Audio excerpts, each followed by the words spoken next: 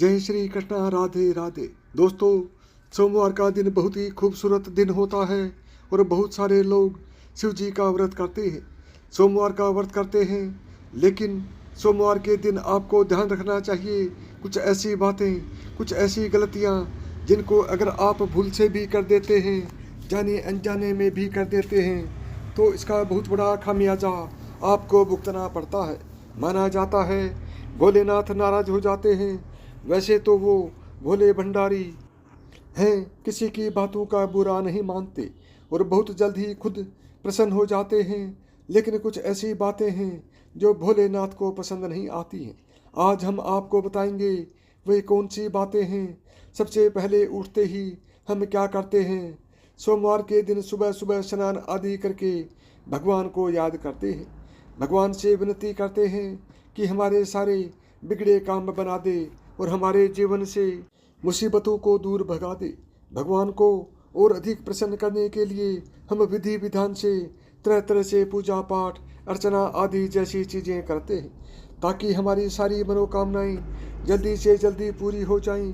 और इसी कड़ी में भगवान के नाम का उनके समर्पित दिन पर हम स्मरण करते हैं। हमारे शास्त्रों में तो अलग अलग दिन अलग अलग देवताओं को डेडिकेट कर दिया गया है। सोमवार को शिव जी का व्रत रखो, मंगलवार को हनुमान जी का व्रत रखो, बुधवार को गणेश जी का व्रत रखो, बृहस्पतिवार को विष्णु भगवान का व्रत रखो, शुक्रवार को लक्ष्मी माता का व्रत रखो, शनिवार को हनुमान जी और शनिवार का शनिदेव का व्रत रखो और रविवार को सूर्य देवता का व्रत रखो। इस तरह अलग अलग दिन अलग अलग देवी देवताओं के नाम के व्रत को रखने की परंपरा है और उपवास रखकर भगवान को प्रसन्न करने का जिक्र हमारे पुराणों में किया गया है। भगवान को प्रसन्न करने का यह सबसे अच्छा तरीका माना जाता है। इस उपवास वाले दिन हम एक टाइम या 2 टाइम जैसे भी खाना न खा करके खुद को कष्ट पहुंचाते हैं। इस तरह भगवान का ध्यान अपनी ओर आकर्षित करते हैं। आपकी मेहनत और भक्ति को देखकर माना जाता है भगवान अपने भक्तों की मनोकामना को पूर्ण करते हैं। जब बात उपवास की आती है तो सबसे अधिक पूरी दुनिया में सोमवार का व्रत रखा जाता है। हिंदू धर्म में सोमवार का दिन शिव जी को समर्पित किया गया है। ऐसे में बहुत सारे लोग सोमवार को शिव जी के नाम का व्रत रखते हैं। लेकिन आपको आज हम बता दें, शिव जी के नाम का व्रत रखने का मतलब सिर्फ 1 या 2 वक्त खाने का परहेज नहीं है, बल्कि इसके कुछ नियम और कायदे भी हैं जिनका पालन आपको जरूर करना चाहिए। जो भी व्यक्ति इन नियम कायदों का पालन नहीं करता, उसका सोमवार का व्रत असफल हो जाता है और साथ ही साथ माना जाता है उल्टा शिव जी का प्रकोप इन लोगों को झेलना पड़ सकता है।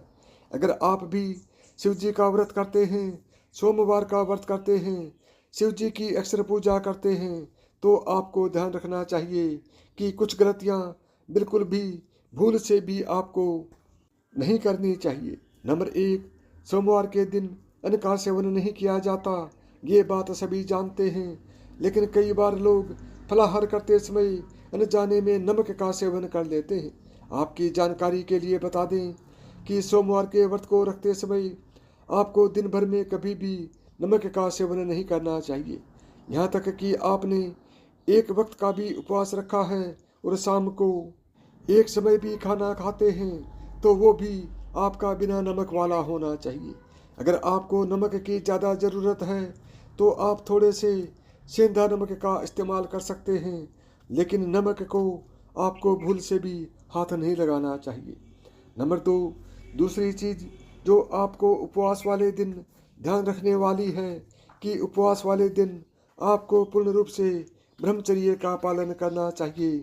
स्त्री हो या पुरुष, जिसने भी सोमवार का व्रत रखा है और आप शादीशुदा हों, तो पति पत्नी दोनों को संयम बरतना चाहिए। इस दिन भूल करके भी आपको संबंध नहीं बनाने चाहिए, वरना आपका यह उपवास असफल हो जाता है और तो और शिव जी का प्रकोप उल्टा आपको झेलना पड़ता है, क्योंकि किसी भी उपवास में ब्रह्मचर्य का पालन करना बहुत ही अनिवार्य माना जाता है। नंबर 3, तीसरी चीज़ जो आपको ध्यान रखनी है वो ये है कि कभी भी किसी बड़े बुजुर्ग का अपमान आपको नहीं करना चाहिए। सोमवार के दिन विशेष रूप से अपने बुजुर्गों की, घर के बड़ों की, चाहे माता हो, पिता हो, बड़े भाई हो, भाभी हो, कोई भी हो, बहन हो या फिर जीजा जी हो, जो भी लोग हैं आपके जीवन में, उन सभी का, अपने से जो भी बड़े हैं, अगर आप स्कूल जाते हैं तो टीचर हों, आप कहीं ऑफिस जाते हैं तो आपसे बड़े आपके सहकर्मी हों, जो भी अच्छे हैं, बड़े लोग हैं, उनका अपमान सोमवार के दिन आपको नहीं करना चाहिए। भले वो आपको दो बातें सुना भी दें, तो अगर आपको सोमवार का व्रत किया हुआ है तो चुप रह जाना, मौन रह जाना आपके लिए श्रेयस्कर होता है। सोमवार के दिन अपने से बड़ों का अपमान अगर आप करते हैं या कोई लड़ाई झगड़ा किसी से करते हैं तो माना जाता है शिव जी की आपके उपवास को ग्रहण नहीं करते हैं, आपको उस उपवास का कोई फल नहीं मिलता और उल्टा आपको कभी कभी अगर गलती आपकी हो तो आपको दंड की प्राप्ति हो सकती है। दोस्तों, सोमवार के दिन किसी भी प्रकार की हिंसा में आपको नहीं पड़ना चाहिए। कहीं पर भी लड़ाई झगड़ा हो रहा है, बीच में आप दोस्तों के साथ गए, किसी ने आपके दोस्तों को मारा, आप भी उस हिंसा में शामिल हो गए, या कहीं पर कुछ हिंसा हो रही है और आप वहां जा रहे हैं, किसी जानवर को आप मारते हैं या किसी भी तरह का नुकसान करते हैं, ये सब काम आपको नहीं करने हैं। किसी भी जीव को मारकर खाना आदि भी, कई लोग नॉनवेज का सेवन करते हैं, वो खाना, किसी भी जीव को मारना, सोमवार के दिन ये सब काम आपको नहीं करने हैं। सोमवार के दिन आपको तामसिक भोजन बिल्कुल भी नहीं करना चाहिए। आप शिव जी को अगर मानते हैं तो आपको तामसिक भोजन से सोमवार के दिन परहेज करना चाहिए। तामसी भोजन व्रत के एक दिन पहले यानी कि रविवार रात के समय से आपको बिल्कुल रोक देना चाहिए। किसी भी लोगों से अपशब्द का प्रयोग न करें। गाली गलौज करना, अपशब्द बोलना, किसी के मन को दुख पहुंचाना, मान के चलिए आपने गाली नहीं दी पर किसी को ऐसी बातें बोली कि इमोशनली उसको आपने हर्ट कर लिया, उसके जीवन को उससे छीन लेने तक की उल्टी सीधी बातें बोल दी, उसके मन को ख़त्म कर दिया। ऐसे बातें, ऐसे अपशब्द आपको लोगों के साथ नहीं बोलने चाहिए। ऐसा करने से, जिसे हम इमोशनल अत्याचार कहते हैं, वो भी नहीं करने चाहिए, वरना शिव जी का प्रकोप आपको झेलना पड़ सकता है। नंबर 4, दोस्तों, उपवास वाले दिन दोनों टाइम आपको शिव जी के सामने बैठकर आरती जरूर करनी चाहिए। सुबह और शाम दोनों समय आरती गाएं, नहीं तो कम से कम शाम के समय आपको आरती जरूर करनी चाहिए। शिव जी को आपको अगरबत्ती जलानी चाहिए या धूप दिखाएं, घी का दीपक जलाएं और उनको हो सके तो थोड़ा सा जल चढ़ाएं। थोड़े से कच्चे दूध और पंचामृत से अभिषेक करें। दूध, दही, घी, चीनी, शहद आदि से अभिषेक करें। जो भी फल, मौसमी फल हो, वो आप उनको चढ़ाएं। इस तरह से उनकी आपको पूजा जरूर करनी चाहिए। हो सके तो सोमवार को आपको शिव मंदिर जाना चाहिए और एक नारियल जरूर फोड़ना चाहिए। नंबर 5, दोस्तों, कई लोगों में बात बात पर झूठ बोलने की आदत होती है। बात बात पर बातों को घुमाने की आदत होती है। आपको भी अगर झूठ बोलने की आदत है, हर बात में आप निंदा करते हैं, झूठ बोलते हैं, चुगली करते हैं, तो दोस्तों, इस तरह की चीज़ें अगर आप करते हैं तो आपको ऐसा नहीं करना चाहिए, वरना आपको शिव जी का प्रकोप झेलना पड़ता है। नंबर 6, हमारे धर्म में जब भी हम देवी देवता का पूजन करते हैं तो प्रसाद संबंधी कुछ विशेष नियम भी होते हैं। भगवान कृष्ण को जैसे दही का भोग लगाते हैं, माता संतोषी को खटाई की चीज़ें नहीं लगाते हैं, इस प्रकार हर देवी देवता के पूजन, प्रसाद और मंदिर से संबंधित खास नियम होते हैं। इसी में शिव जी को माना जाता है कि आक, धतूरा, बेलपत्र आदि आपको चढ़ाने चाहिए। आमतौर पर हमने देखा है कि जब भी लोग जागरण करते हैं, पूजन करते हैं या आरती में शामिल होते हैं तो भगवान के गुणगान के साथ तालियां बजाते हैं, तो इससे भक्त मंडली में एकता आती है, भावना पैदा होती है। जब भी हम परिवार से मिलकर के आरती गाते हैं, सभी लोग एक साथ मिलकर ताली बजा बजा करके आरती गाते हैं।